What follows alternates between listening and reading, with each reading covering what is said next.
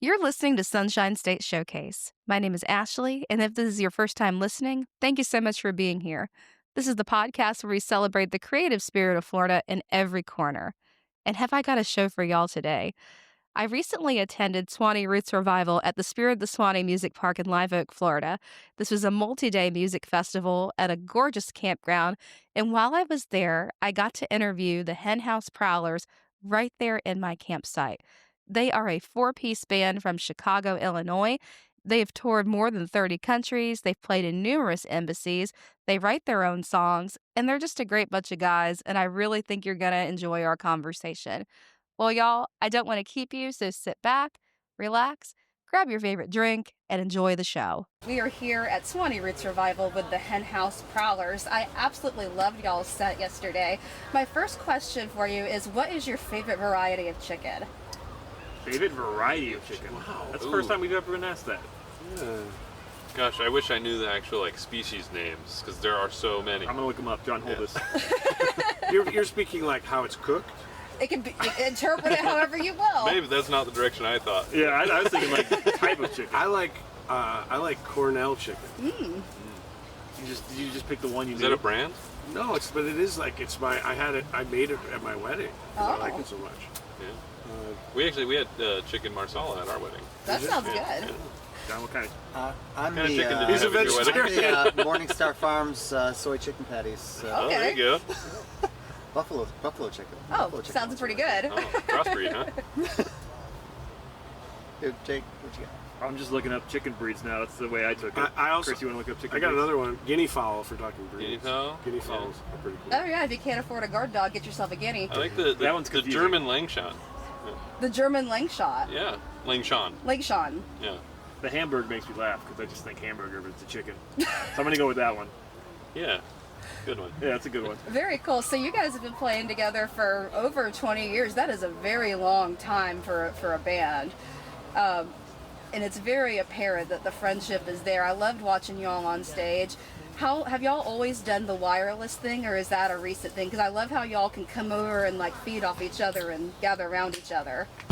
Well, for many years, we all played around a single mic.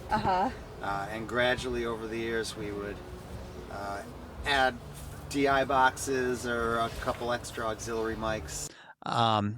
But it's the energy created by that, by like kind of dancing around a single mic was great. And then when we decided to go all with individual mics, we didn't want to lose that kind of energy that's created by playing around a single mic. So we really make efforts to move around the stage and keep that energy up. And I'd like to say that was a fairly recent thing, maybe 2024, end of 2023. And it was you. You were the Sure. one. I mean, we started playing sets where I think we just needed more sound, and a single mic wasn't delivering that. And I miss it still. There's a lot of things I miss about it, but I think the sound is a lot better now for like playing sets like yesterday. It was a big change, and there was a lot of resistance to it. And then at some point, I decided I would jump on the other side because I thought just change alone was a good thing. 20 years, and now, and there was the first few months were a struggle. I remember, but you, Chris, in particular, were against it at first. Oh yeah, I missed the dance, of course, but I think that we do good enough job bringing it back in and helping. It helps me. Like if I'm paying attention to what's going on, I'm going to walk towards it. It's kind of like how I do that. So yeah, the wireless definitely helps with that. Yeah, for sure. Yeah. So did y'all face any technical challenges when you first started with it?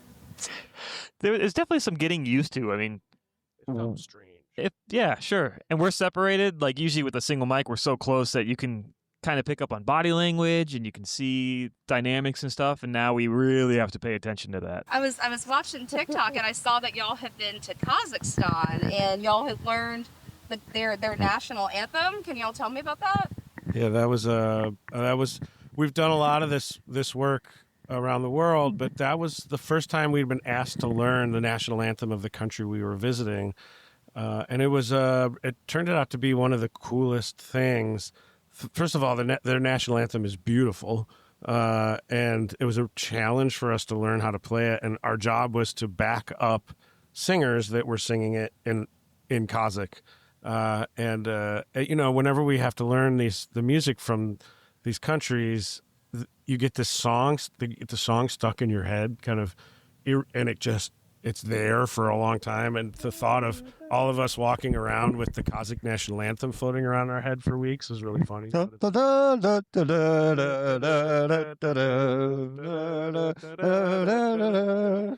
still there. But what was really beautiful about it was that both of the singers didn't know what to expect from Americans learning their national anthem. And we really felt a sense of appreciation for both of them. The woman who sang with us, she spoke really good English, and we had this moment with her where she talked about how it was emotional for her to sing the anthem, and I remember having this connection. I was like, I know that feeling, but to think of a Kazakh person having that feeling about the Kazakh national anthem was like just one of those globalization moments where you're like, oh gosh, we have so much in common with everybody. But then the other singer was a professional operatic singer, and he didn't speak a word of English. And I remember when we rehearsed it with him, he couldn't communicate with us, and he looked at us and we were like, okay, go. And we played it and he sang it, and then we did it in front of a bunch of people. And later on that evening, I was sitting in the lobby of the hotel, and he was getting ready to leave, and he came up and he squeezed my shoulder and said, thank you. And it was like, it was a good moment, you know? It's those little moments that happen on these trips that we do. And it goes both ways. It's like him just saying thank you to us was huge. And sometimes us learning a song in a different language, or even just trying to speak the language, even just saying hi or some greeting or goodbye in their language makes such a big difference. Yeah, we even had when we were in the Czech Republic, we sang our national anthem because they asked us to, and they said that they wanted to sing theirs back to us. And it was a class of 4 to 8 year olds, and one of them was playing the trumpet, and it was emotional. Yeah, I remember being very welling up. And the whole national anthems thing it's not we're not hearing a bunch of people playing national anthems at a music festival. They're songs that have a lot of weight to them, and for a totally different reason than a lot of music. So it's just interesting how it worked out that way. For sure. And I've noticed that our own national anthem, some people play it in 4/4, and some people play it in 3/4. What do y'all play it in? Oh, it's Yeah. it's a waltz. He's It's so a waltz.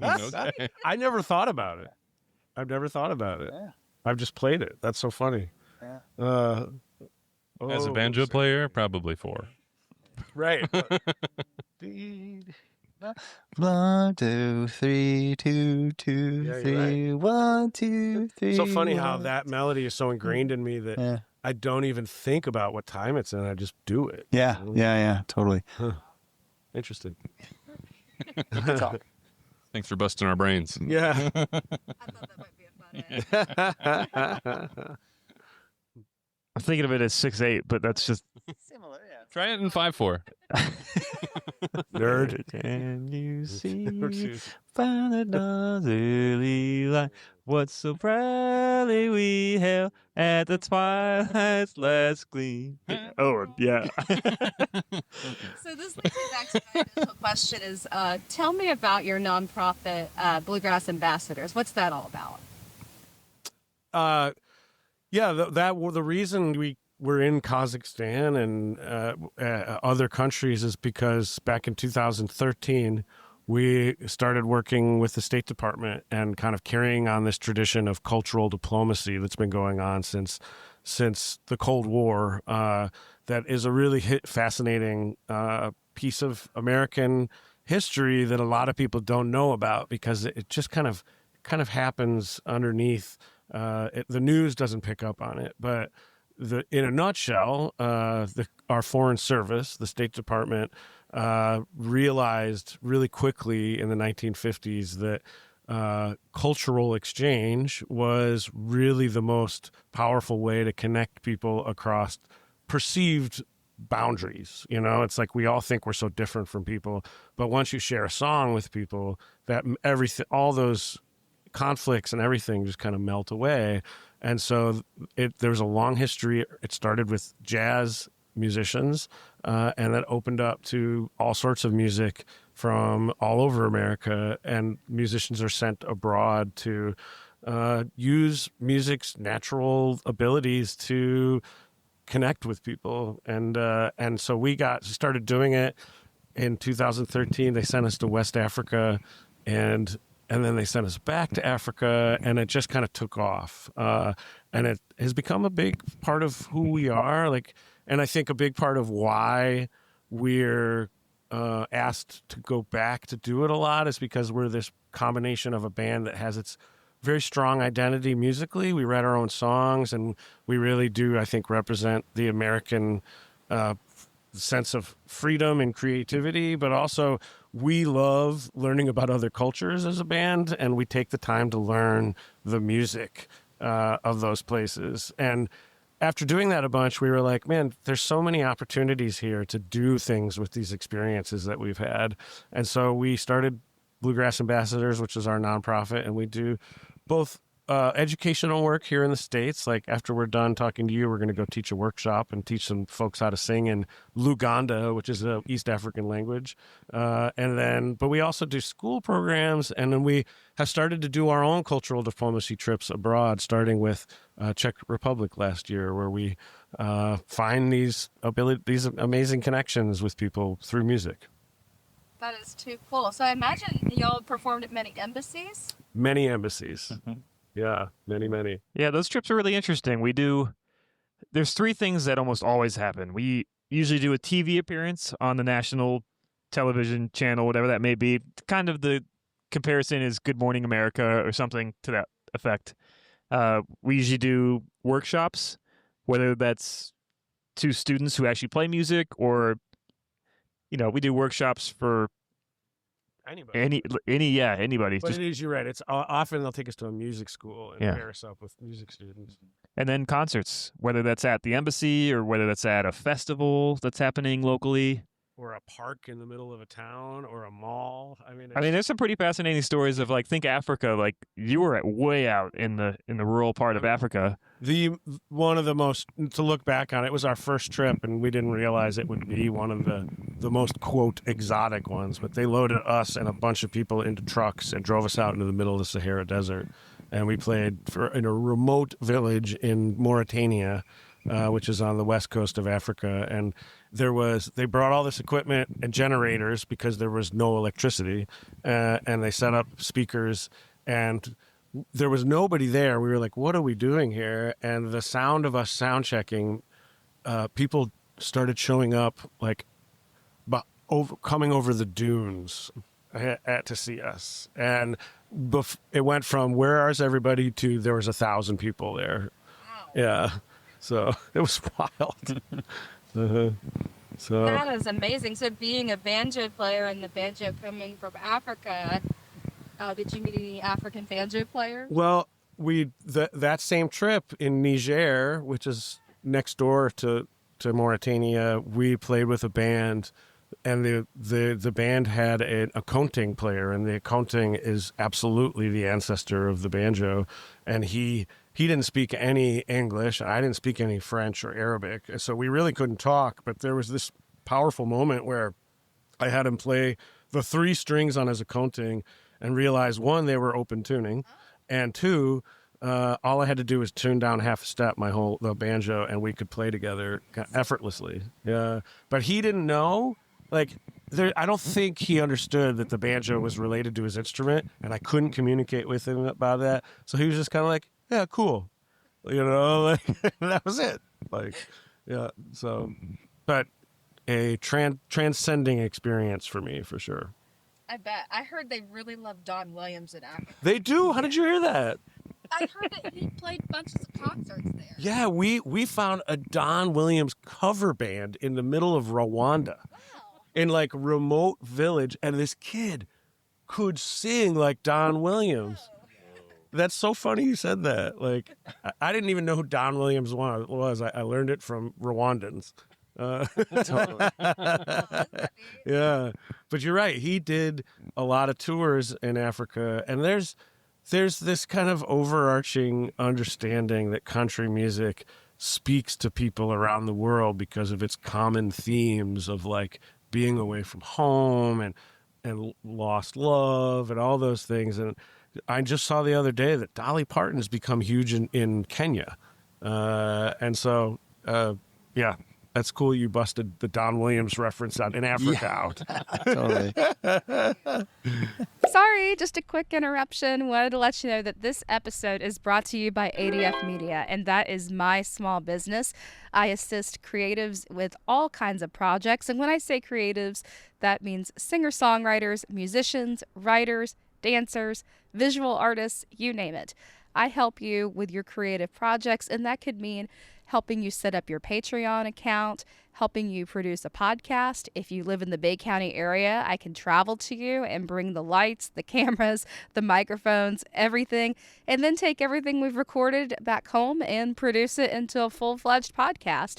I also help with newsletter creation, social media management, and I also help music festivals with their marketing strategy. So if any of that is of interest to you, then send me an email at createwithadfmedia@gmail.com. We'll set up a free discovery call, and I would love to hear from you. And I say all that also to say that this episode could also be brought to you by you. If you are a small business or you're an individual who would like to support the podcast, I do offer ad spots. And if you'd like to have a conversation about that, then give me an email at createwithadfmedia@gmail.com. Also, I really appreciate all your support and your donations. I've gotten some donations here and there throughout the year, and I'm always grateful for the help. You know, putting on this podcast is somewhat of a great expense. If you look in the background, that is my 2005 Chevy Impala, and it's on its last leg. In fact, I don't trust it to go any further than Spirit of the Suwannee Music Park, because that is where my Geico will cover me should I need a tow. That's the furthest that I can take it. So anything further than that, I have to rent a car, which is, of course, a pretty big expense. So your donations and your sponsorships help out with the affording the rental cars so that I can go and cover the music festivals, interview the artists, things like that. And also, there are smaller expenses too, like AA batteries. I use a lot of those. Micro SD cards, XLR cables for the microphones. We go through them. So if anybody would like to donate any of those items or donate funds for those items, I greatly appreciate it. I could not do this show without y'all. Thank you so much. And if you're interested in making a donation, again, just send me an email to createwithadfmedia@gmail.com, and I will get right back to you and say thank you in advance. Awesome. So I've been really listening to y'all's music a lot. I wish I could say I've bought all your CDs and I know which songs come from which album, but being of the modern era, it's just a shuffle on Spotify. Of course. And I noticed on some of your songs you've got added dobro and added fiddle. Do y'all double yourself or bring in some friends? I think all of those are past albums. Yeah, we've had a little both. Oh, yeah, there were. Breaking Ground had some people who weren't in the band on it, and Yeah, we've had different members that played dobro or fiddle, but it's been a while. On more recent albums, we had some guest fiddlers. Yeah. It's good to have long notes occasionally. right, You know, like- instead of everything a tacticate. right. Yeah, and this band's gone through a massive transformation. It's been around for 21 years, and at the start of this, you guys will admit it that you were, yeah, it wasn't maybe the quality that you wished it was. There you go. Listening back to That's it, how you say it. diplomacy. That's diplomacy right there, folks.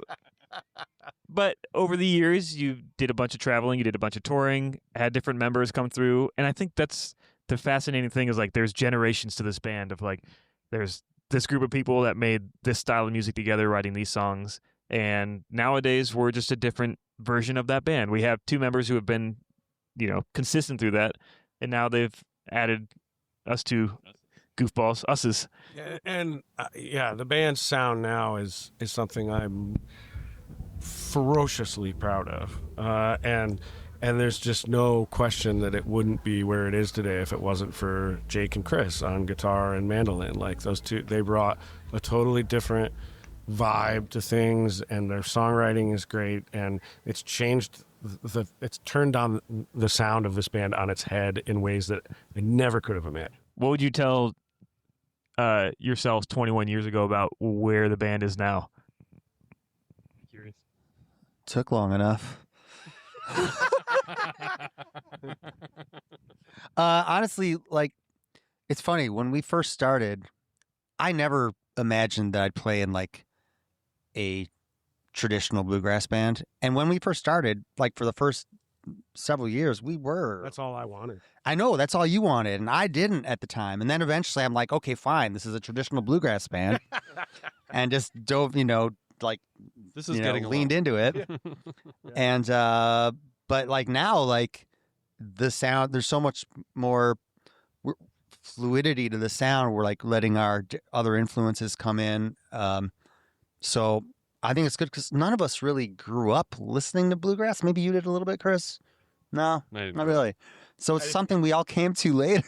You didn't grow up. It's something we all came to later. So we all have just different influences that we bring in, and bluegrass is one of those influences. And so we just let our other influences bend the sound more than we used to.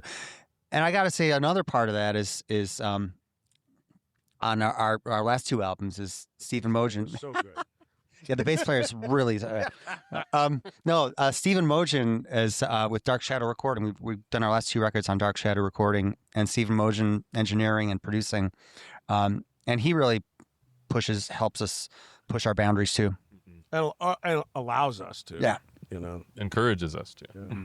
Sometimes, mostly. That's fantastic. And y'all are like such a musical potluck, if you will. You all bring something different to the table because all the songs are different, and I think that just your different vocal inflections and your own spices that you bring are so awesome. I hear so many influences, like perhaps like Kentucky Colonels, Bluegrass Revival, that kind of thing.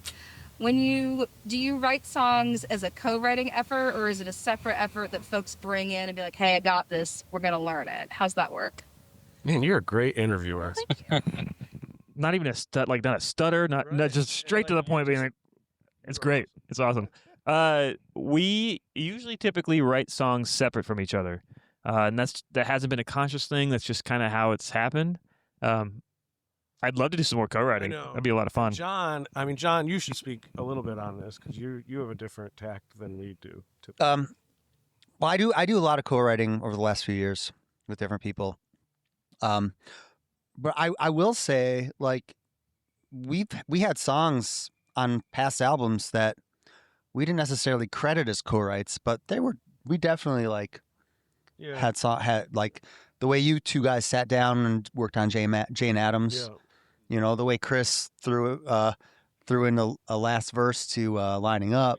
This scratching post was the first Grant wrote a verse. So we never really credited that way, but it is that way. We can go back and change it. And you let me help you finish that verse in Tres Pinos. Totally. Antfield's Carnival song. Oh, it was about trains. Ben loves trains. You got to bring in Ben an loves expert trains. for that stuff. That's right. That's right. I love that. Well, thank y'all so much for spending a little time with me today. I love the way you guys play. I love watching y'all perform, and you put out such a good energy. I know y'all care about people. What's coming up for y'all, and where can folks find you online so they can find out where you're going to be playing, where they can buy your T-shirts, those kind of things? We've got 6:45 at the. right. Merch table. Henhouseprowlers.com, bluegrassambassadors.org are both of our websites. We've always got interesting stuff on the horizon. Some we can talk about, some we can't. Supposedly we're going back to Mexico next week, but the federal shutdown pretty much occluded the trip we were just coming off of last week. We got one really good day in, and then sat on our butts for 5 days waiting for the feds to figure their things out in D.C. So hopefully we're going to Mexico next week. But we've got a big Halloween show in Chicago, a 3-night run the weekend of Halloween, and a bunch of Midwest stuff. We're going to Alaska in January. Yeah, playing it. Folk Alliance, yeah. We're hoping. Folk Alliance. This is what I want to happen. There at Folk Alliance, usually at night you play these private showcases, and they're late night. So we're hoping on Friday that we can play at a midnight show in New Orleans. Then we fly out on Friday later that day, get into Alaska, and we play a show that night in Alaska. So we're hoping that we can do New Orleans and Alaska in the same day. So Has it ever been done? 2 hours. No, I want to say. What time? is NOLA on Central or Eastern? Yeah. And Anchorage is Central to Pacific too, but this is not important. Right. Yeah, Siri's gonna know this. Yeah. So keep updated on our socials for that. You can find all of our social media stuff at Henhouse Prowlers. I think our Twitter is HHP, but everything else is Henhouse Prowlers. So. And their social media feeds, folks, are really fun to watch. I think you edit videos very well. Thanks. I really enjoy watching your stuff. In fact, your individual channel popped up before theirs did. I was like, I'm liking all this guy's videos. Yeah. These guys. So very cool. Well, one last question. What is the one thing that you want to leave behind to the world when you...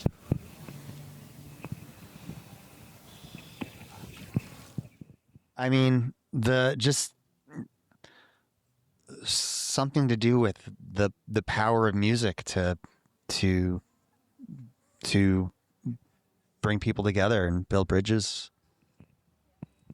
We've talked about this before in the van. This conversation of legacy and like what does that look like for us? And I think we want to be known for more than just our original music. I think we want to have a positive impact for not just bluegrass music, but music around the world. And as John said, it's our great unifier. It's a language that everyone understands.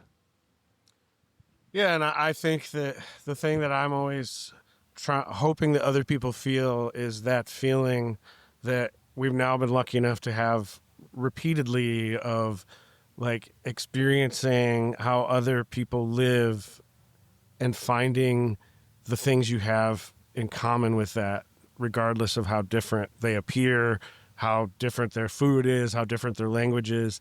Underneath all of that are these common human traits and needs and love that is always going to be there. And I think if you start from that knowledge, your life becomes a lot easier. Wow. How am I supposed to follow that up? You have a son you're leaving behind. I was gonna say, like, yeah, I hope hope I leave first. Jeez, that's dark. But no, I'm just, I'm thankful that not everybody gets to say this, but we have a job that I think hurts the least amount of people inadvertently or on purpose. Same with the environment.